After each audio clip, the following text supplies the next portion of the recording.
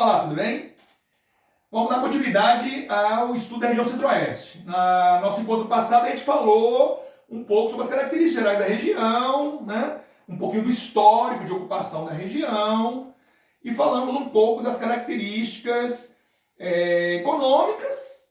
Vamos falar um pouco mais detalhado no nosso encontro de hoje e falarmos um pouco dos aspectos naturais da região.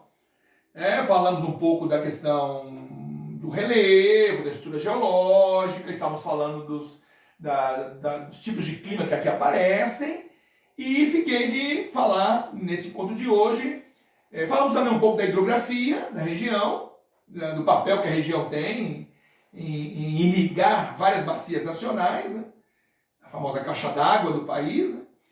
E agora vamos falar um pouquinho da parte da vegetação aqui, do cerrado, né? Aqui nós temos domínio morfoclimático predominantemente aqui do cerrado, né? E o cerrado, ele é uma vegetação, é uma savanácea, né? Quer dizer, uma vegetação de médio porte, onde predominam os arbustos.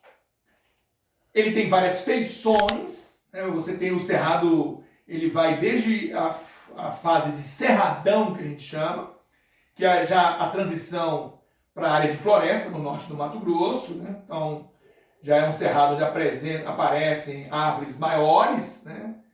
de porte maior, e ele, dessa fase cerradão, ele vem para o cerrado típico, ou estrito sensu, que é aquele cerrado clássico de árvores médio porte, entremeadas por vegetação rasteira, né?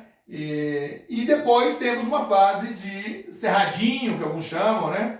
Que é quando essas árvores vão ficando mais esparçadas, dando lugar mais à vegetação herbácea, rasteira, né? Ela começa a aparecer mais, diminuir os arbustos, né? E daí você evolui para o campo sujo e campo limpo, que aí já começa a predominar definitivamente a vegetação herbácea. É uma gradação, né? Que vai desde o campo limpo até o cerradão, passando pelo cerrado típico. Além disso, temos a presença de matas galerias, principalmente em torno dos leitos, ao longo dos leitos dos rios, né? É comum aqui. Nessa região você também tem a presença desse tipo de formação.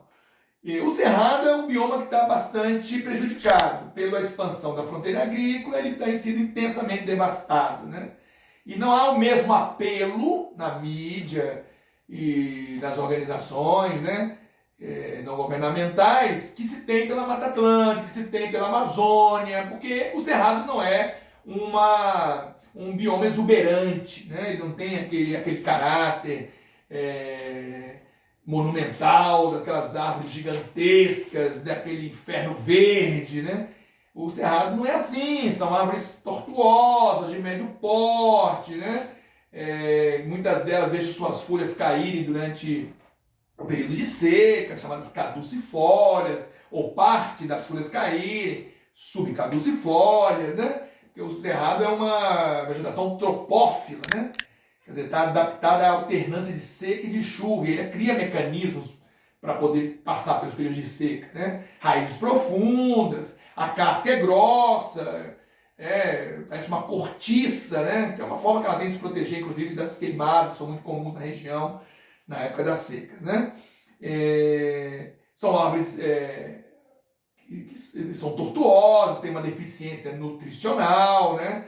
E, portanto, não é uma vegetação que tem todo aquele apelo, né, que deveria ter na mídia, porque, embora as características delas sejam essas que eu estou aqui expondo, é um dos biomas mais biodiversos do mundo, né? Precisa ter um olhar atento, porque muito desse progresso da agricultura, do agronegócio, exportações e commodities agrícolas brasileiras passa pelo cerrado e passa pela devastação. E precisamos estar mais atento a esse bioma em função disso, porque ele, como eu já falei, tem um papel importante na recomposição dos lençóis d'água, no ciclo de chuvas da região, né? E o desmatamento indiscriminado do cerrado, além da extinção de espécies da flora, da fauna, vai dificultar o aproveitamento agrícola na região. Um dos elementos que vai ficar em xeque são os recursos hídricos da área, né? que vai diminuir os graus de evapotranspiração na região, de infiltração da água no solo, né? Com o desmatamento recorrente dessa região, né? Que muitas vezes é visto como sinal do progresso, do desenvolvimento, né? Da geração de emprego e de renda no país, né? Então, é uma questão que precisa ser debatida, né? Estamos agora mesmo enfrentando queimadas históricas ali no Pantanal Mato Grossense, né? Uma soma de situações que vão desde a negligência do Estado, ações criminosas, né? Redução de recursos, de fiscalização, passando também por um período de baixa de umidade, elevada temperatura média, né? Escassez de chuvas, né? Então isso tudo gerou um coquetel que incendiou a região, né? E danificando biomas importantes e colocando espécies ali em risco, né?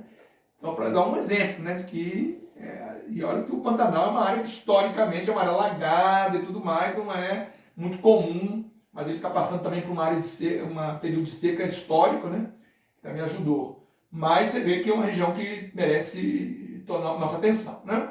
Bom, em termos de vegetação na região, além do Cerrado, né, que é quem domina essa área, nós temos aqui no norte de Mato Grosso também a presença da floresta amazônica, temos o Pantanal, que é um complexo, né? Eu chamo de complexo do Pantanal, né? O que é um complexo? É uma área de vegetação heterogênea, variada, né? Ali eu tenho presença de cerrado, presença de mata, presença de caatinga, presença de campos, né? Então, tanto que a ONU transformou aquilo num patrimônio natural da humanidade, né? Tamanha importância na biodiversidade que se encontra dentro do Pantanal, né? E o Pantanal é uma área que, embora leve esse nome de Pantanal, ele não é um pântano, né? Não está permanentemente alagada. Ela sofre periodicamente inundações com as enchentes do Rio Paraguai e essas enchentes avançam para além das margens do rio e enchem áreas deprimidas nessas margens, né? Formando lagoas. E depois, quando vem a vazante, que o rio volta para o seu leito normal, essas lagoas ficam, por um tempo, cheias de água, né? E, inclusive, se usa muito disso para a criação bovina, de gado bovino nessa região pantaneira, né? Que é uma região muito forte no setor pecuarista, ok? Bom, falando um pouco agora da economia, né? Em termos de agricultura e pecuária, nós temos algumas áreas importantes do Centro-Oeste, né? Por exemplo, o norte do Mato Grosso é uma área fortíssima na agricultura de grãos, né? Então ali você tem muito soja, milho, né? Que é a principal produção daquela região e coloca aquela região entre as maiores produções do mundo, né? Em termos de produção mundial, aquela é uma das principais regiões, né? A região ali do norte de Mato Grosso. Temos também o sudeste do Goiás, né? Que é outra área forte, arroz, feijão, algodão, amendoim, milho, né? É uma área importante. Temos o sul do Mato Grosso do Sul, que também se destaca na área de grãos, no arroz, no feijão, no milho, na soja, né? Na cana, que tem avançado muito, no algodão, são alguns produtos que se encontra ali, né, no sul do Mato Grosso do Sul. Essa região do sul do Mato Grosso do Sul e sudeste do Goiás está muito vinculada às demandas do sudeste, né? Cresce muito inflada pelas demandas do sudeste brasileiro, né? Que é um mercado forte a ser abastecido ali. Mas são áreas. E a pecuária também se destaca em toda a área do Cerrado, e se destaca também no Pantanal Mato Grossense, a pecuária bovina extensiva, né? Então esse é o agronegócio aqui da região, marcado por quê? Por grandes latifúndios, grandes porções de terra, altamente mecanizado, não é uma área de forte presença de mão de obra, né, intensiva, não, é muita mecanização, muito foco dessa produção na indústria e na exportação, né? Agroindústria ou agroexportação, envolvendo grandes vultos de capitais, de tecnologia, de muita informatização da produção, né? Então, é uma agricultura de ponta, né? Além da agricultura de subsistência e comercial do pequeno agricultor familiar e das cooperativas, né? Mas o grande destaque é a produção do agronegócio, tocada muito por sulistas, né? Que essa região ela teve uma invasão de sulistas, paranaenses, catarinenses e gaúchos, né? Que são os caras que puxaram essa tal fronteira agrícola aí, né? Então isso temos polos do agronegócio, vamos chamar assim. E a grande dificuldade que todos eles enfrentam é com o escoamento da produção, né? Daí buscar essas vias que eu já citei aqui como vias de escoamento mais em conta, né? Intermodalidade, né? Da rodovia com a hidrovia, com a ferrovia, para tentar viabilizar um escoamento a menor custo e tornar mais competitivo o produto. Em termos de indústria, não se fala muito de indústria no Centro-Oeste, mas é melhor ter um olhar mais atento, porque ele está progredindo muito. Nos últimos 15 anos houve um aumento de 1.100% na capacidade industrial da região, para você entender, né? Então hoje é uma região que já emprega mais de 700 mil pessoas na área industrial, né? E mais de 42 mil indústrias estão no Centro-Oeste. Então, não é de se jogar fora. O Distrito Federal, só para dar um exemplo, é o 8º PIB industrial do país. Então, a gente precisa ter um olhar um pouco mais apurado aqui para a região quando se fala de indústria, né? Vou citar alguns exemplos, né? A região de Anápolis, né? O maior eixo industrial é entre Brasília e Goiânia, passando por Anápolis. Esse é o maior eixo industrial do Centro-Oeste. A maior concentração industrial está aqui. E aí nós temos um núcleo agroindustrial em torno ali de Anápolis, né? Temos Goiânia também, né, que é um outro polo industrial importante. E Brasília, né? Quais são as indústrias que têm destaque? Indústria farmacêutica, que é um dos maiores polos farmoquímicos do país, né? Região do Centro-Oeste. Indústria de cosméticos, temos também uma importante presença nesse setor, né? A indústria de papel e celulose, na região de Três Lagoas, no Mato Grosso do Sul, né? Indústria do cimento, aqui no Distrito Federal, inclusive. Indústria de bebidas, cervejarias, né? Indústria alimentícias, laticínios, vinculado a uma pecuária leiteira que se dá aqui no sul do Goiás e sul do Mato Grosso do Sul, né? Indústria têxtil, temos aqui Jaraguá, no Goiás, que é um polo importante, a indústria têxtil. A indústria metalmecânica e montadoras automobilísticas, né? Também tem sua representatividade em Catalão, inclusive com produção de máquinas agrícolas, né? Nessa região. Indústria de mineração, extração e beneficiamento, por exemplo, Niquelândia, né? É um outro setor importante. Indústrias gráficas, indústria moveleira. Temos em Senador Canedo um complexo da Petrobras, um complexo petroquímico.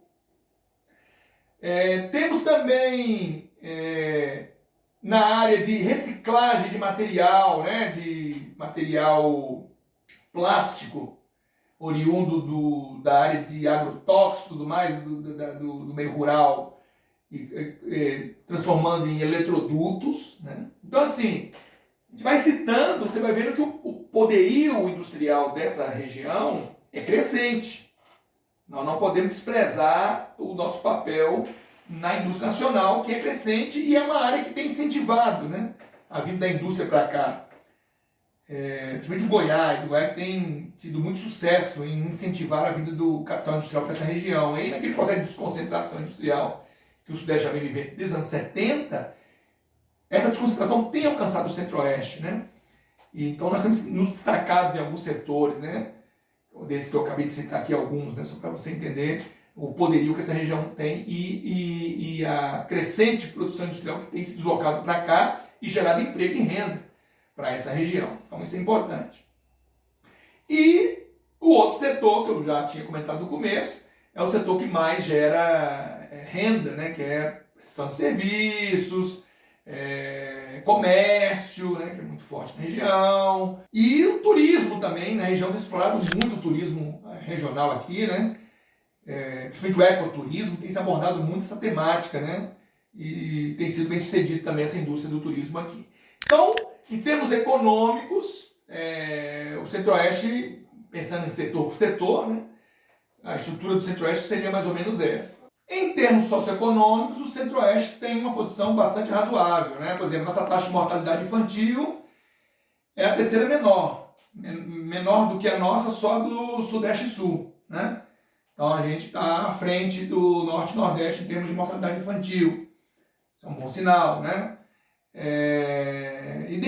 nosso DH médio está acima de 0,8, né? Então também temos uma boa performance nesse índice de desenvolvimento humano, sendo que o DF, né, tem considerado o maior índice nacional, né? Em termos de renda média, o Centro-Oeste tem uma posição bastante razoável também, né, da renda média do trabalhador, principalmente quando comparada com o Norte e Nordeste, né? Analfabetismo, a terceira menor taxa de analfabetismo é a nossa. Também quem fica à frente da gente é apenas o Sul, o Sudeste e o Sul, né? Temos uma elevada taxa de urbanização, mais de 90% da população é urbana da região Centro-Oeste, né? Embora seja uma região que tenha uma força na agricultura, na pecuária, como eu já disse, não são setores que empregam muito, né? Porque a pecuária extensiva não emprega muito e a agricultura altamente mecanizada também não emprega muito, né? Então temos um nível de urbanização forte, né? Esse desenvolvimento do setor agroexportador, agroindustrial, findou também favorecendo o surgimento de núcleos urbanos importantes aqui do Centro-Oeste, né? E florescendo a economia de serviços e industrial, atreladas a essa cadeia do agronegócio também, né? Então, assim, em termos socioeconômicos, a região tem um perfil bastante razoável, né? E com um horizonte de crescimento e melhorias bastante interessante. E, obviamente, como todas as regiões do país, também tem os seus dilemas, os seus problemas, os seus desafios, né? Principalmente nas grandes regiões metropolitanas. É o caso, por exemplo, dessa rede do DF em torno, né? Que é uma área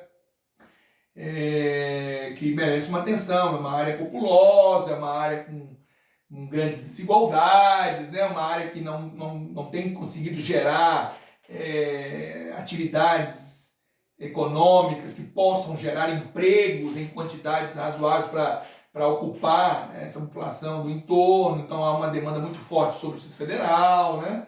Tanto na busca do emprego, da renda, como também dos serviços, da educação, da saúde, né? O próprio Distrito Federal, né, é um exemplo de uma cidade que cresceu de forma muito desordenada, né, nas últimas décadas, né? A partir da década de 80, né? Houve um crescimento muito desordenado do DF, programas governamentais de incentivo, de assentamentos, né? Bairros populares, né? Com concessões de lotes, né? E findou estimulando uma indústria de grilagem na cidade também, onde a classe média também findou se beneficiando desse modelo, né? De ocupação de terras irregulares, na esperança de que haverá uma futura regularização, né? E com isso houve um adensamento muito grande dentro do Distrito Federal, né? Com a expansão de núcleos urbanos em áreas que deveriam ser dedicadas a núcleos rurais, né? A áreas de cinturões agrícolas do DF foram intensamente ocupadas, as famosas colônias agrícolas, né? Que findaram virando cidades, né? Só que cidades que não tiveram planejamento adequado, né? Então cresceram de forma desordenada, sem a infraestrutura necessária, né? Principalmente águas pluviais, esgotos, né? Eletrificação, e em áreas também que estavam dedicadas à preservação, a áreas de proteção, né? áreas ligadas à proteção de nascentes, de afluentes de rios, né? Córregos, né? Que foram intensamente ocupadas, e hoje isso tudo contribui para o assoreamento desses rios, né? Para a poluição deles, né? Através do esgoto, por exemplo. Então, esse crescimento desordenado tem gerado problemas na segurança pública, gerado problemas também na mobilidade urbana, né? Tem ficado muito a desejar nesses aspectos, né? A questão da geração de emprego também para acolher toda essa população que para cá migrou. Então, o Distrito Federal é um bom exemplo do que é o Brasil em termos de urbanização, do que foi o Brasil em termos de urbanização, né? Essa migração maciça para alguns centros e crescimento desordenado, sem que o Estado consiga acompanhar e planejar melhor isso e infraestruturar essas regiões, né? E aí estoura os problemas, né? Sobrecarga de serviços públicos, sobrecarga da mobilidade urbana, sobrecarga do meio ambiente, o desdobramento que isso tem no meio ambiente. O Distrito Federal já teve que enfrentar até racionamento hídrico, né? Claro que sempre tem a questão das estiagens, e alguns anos são mais severos, mas tem também o quanto se atingiu mananciais, né? E assoreou-se rios, e matou-se nascentes, que isso tudo tem impacto. E também o aumento do volume de consumo, o desperdício, tudo isso conta, claro. Falta de um planejamento prévio, né, do Estado, dos órgãos do Estado, para poder se precaver dessas situações. Mas é um exemplo de que esse crescimento desordenado dessa região metropolitana nossa tem tido alguns impactos, né, socioeconômicos, ambientais, na segurança pública, né, e na mobilidade urbana, ok? Então, o Centro-Oeste, pessoal, como vocês veem, é uma área que tem um histórico de ocupação no Brasil mais recente, né, do que o Nordeste, o Sudeste e o Sul. É uma área que inicialmente se notabiliza como uma área mineralógica, na sequência uma área pecuarista, né? Por muitas décadas se viu isso aqui como uma área de pastagens, e por fim, com os avanços do agronegócio, da Revolução Verde, da biotecnologia, né? Da pesquisa, no caso que eu tenho que lembrar, virou um grande celeiro do agronegócio, da agricultura, né? De grãos, cana, né? Feijão, amendoim, algodão, e agora está desabrochando para o setor industrial, né? Está progredindo bastante, está atraindo bastante indústrias para a região. Então essa é a sequência, né, histórica, econômica, né, do Centro-Oeste. E ao mesmo tempo uma área que tem sido povoada cada vez mais intensamente, tem crescido cada vez mais a ocupação da região, né, e a metropolização da região tem se intensificado, né. Foi uma área estratégica, serviu como plataforma de ocupação também do norte, né. Foi a área clássica da expansão da fronteira agrícola, né, com impactos no meio ambiente, no desmatamento cerrado e na oferta de recursos hídricos, né, o que preocupa por causa da posição de centro dispersor de água que isso aqui tem para várias bacias nacionais, né. E o desmatamento cerrado, além de extinção de espécies da flora e da fauna, pode ter seus impactos para o solo, né? O solo do Centro-Oeste, por exemplo, é um solo muito propício à erosão, e desmatado aumenta essa proporção, né? E também o que pode atingir nos níveis de evapotranspiração, trocar cerrado por soja, cerrado por milho, cerrado por cana, né? Quanto isso vai impactar os níveis de evapotranspiração na região, contribuindo para que nós tenhamos aqui mais problemas com seca, com menos umidade, mais calor, pode aumentar as proporções das queimadas, né? E isso pode alimentar um perigoso ciclo nessa região de degradação, né? Do solo, das matas, dos recursos hídricos. Então, há toda uma preocupação também com essa questão ambiental aqui do Centro-Oeste, né? Tem que se olhar. E a outra questão que falamos são os aspectos socioeconômicos da região, né? E também dos desafios que a região enfrenta com a sua urbanização intensa e metropolização de algumas áreas, né? E todos os desdobramentos que isso traz, e o DF foi utilizado como exemplo, né? Há uma questão muito séria envolvendo a logística dessa região, né, em termos de distribuição do que se produz, e através das vias de transporte. Então há uma demanda forte por melhorar as vias de transporte, integrá-las, né, a intermodalidade, para diminuir custos e tornar a região mais competitiva, inclusive internacionalmente. Mas é uma área muito promissora do nosso país, ainda que pode ser melhor explorada, né? Inclusive uma área com grandes bacias hidrográficas, uma área onde você pode... Já é uma área importante na extração de energia hidrelétrica, mas era uma área muito promissora ainda do ponto de vista do desenvolvimento econômico nacional. Então, pessoal, com isso a gente encerra mais uma região do nosso país, né? Espero que vocês tenham gostado e acompanhado aí o estudo de mais uma região do Brasil. E no nosso próximo encontro vamos para mais uma região do nosso país. Espero vocês por lá. Um abraço.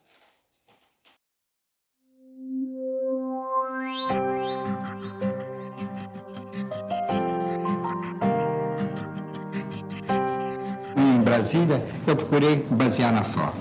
Procurava a forma das colunas, procurava a solução bem leve, eu afinava as colunas, queria os prédios como que somente pousando no chão. E havia uma série de explicações que eu podia dar. Eu podia explicar, por exemplo, que com o que é verdadeiro, eu podia explicar com esse tipo de estrutura, eu ajudo a engenharia a caminhar. Nós fazemos uma arquitetura tão leve, com vãos grandes, balanços, que os engenheiros são obrigados a se deter com mais cuidado. E novos sistemas vão aparecendo.